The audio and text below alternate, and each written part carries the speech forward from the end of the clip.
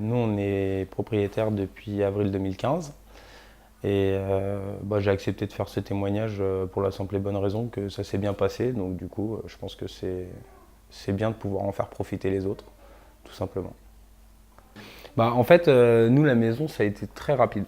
Elle a été montée en 6 mois de temps. Donc c'est quand même relativement rapide. Après, ça dépend aussi du maître d'œuvre. Moi, nous, on avait Monsieur Coutel qui était très bien. En 6 mois de temps, ça a été rapide. Ouais, ça a été très rapide et plutôt bien fait. Les voisins ont été les premiers surpris, hein, parce que j'ai commencé la maison après tout le monde et je l'ai fini avant certains et en même temps que d'autres. Voilà. Donc du coup, ouais, ça a été rapide. Ça a été très rapide. Elle est bien faite. Voilà, j'ai pas eu de mauvaises surprises avec une maison qui bouge ou autre, comme j'ai pu avoir le cas chez d'autres constructeurs dans mon lotissement. Non, ouais, elle est bien faite. J'ai pas à redire là-dessus. Tout est correct. Voilà, on a quand même de la luminosité. On est bien. On est bien. C'est bien fait chez nous.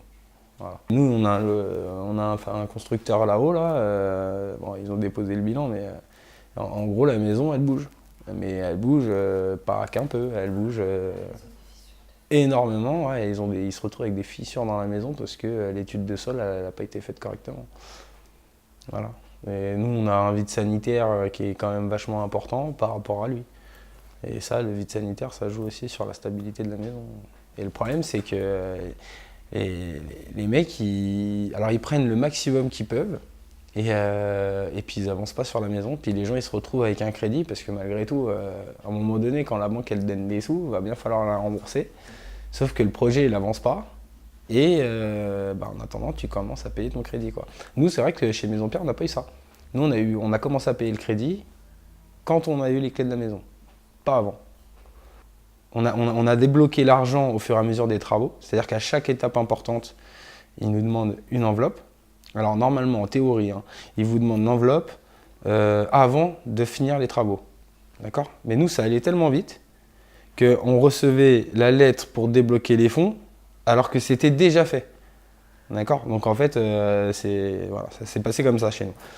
Donc du coup, voilà. Mais il y a des constructeurs, ils vous demandent l'argent, ils vous demandent l'argent, ils vous demandent l'argent, et puis en fait, ils avancent pas. Parce que votre argent, l'argent que vous débloquez, au lieu de le mettre dans votre chantier, ils le mettent sur un chantier dans lequel ils sont dans la merde. Et du coup, ils vont plomber l'oseille, l'argent comme ça, quoi. C'était pas très rassurant. C'est pas rassurant du tout. Ouais. Quand tu te dis, ouais, je vais me faire construire moi, je suis pas sûr quand même. Tu te retrouves avec une maison à moitié en lambeaux et 300 000 de crédit, ça fait chier. Ouais. Après, il faut payer hein, derrière. La maison, pour moi, c'est comme un compte épargne en fait. Voilà. Plutôt que de donner une somme pour un loyer dont j'en verrai plus jamais la couleur, là au moins, c'est la banque qui est propriétaire de ma maison le temps de rembourser mon crédit, mais voilà, le jour où j'ai fini de la payer, tout ça, ça ira dans ma poche. Et donc ça me fera une épargne qui pourra me permettre d'investir ailleurs ou pas. Voilà. Mais ouais, c'est le début d'un patrimoine immobilier. Parce qu'une maison peut en engendrer une autre aussi, hein, faut pas l'oublier.